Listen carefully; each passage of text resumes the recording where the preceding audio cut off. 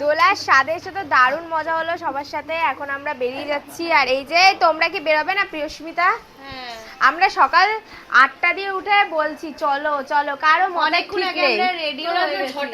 তুই চুপ কর, আজকে যদি দেরি হয়ে থাকে সেটা হচ্ছে দোলা আর লিটনদার জন্য।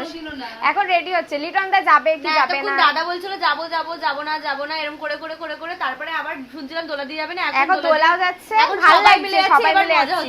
সবাই মিলে যাচ্ছে, গাড়ি পাওয়া গেছে ফাইনালি। তো আমরা এখন মায়াপুর যাব। হ্যাঁ অবশ্যই, আমি তো সকাল দিয়ে বলছি দোলা চল।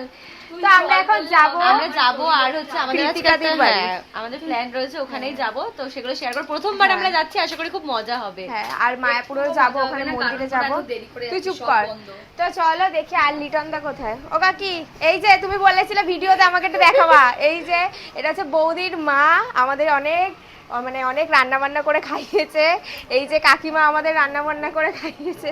কাকিমা বলছে কষ্ট হয়েছে, আমরা তোমাদের এসে কষ্ট দিয়েছি বলো গরমের মধ্যে? কষ্ট পেয়েছে গরমে। তারপর আর কি আছে দেখি, এখানে কেউ নেই। তো চলো এবার বেরিয়ে যাব, আমরা মায়াপুর যাব, তারপর কৃতিকাদির বাড়ি যাব, ওখানে গিয়ে দেখা হচ্ছে। চলো।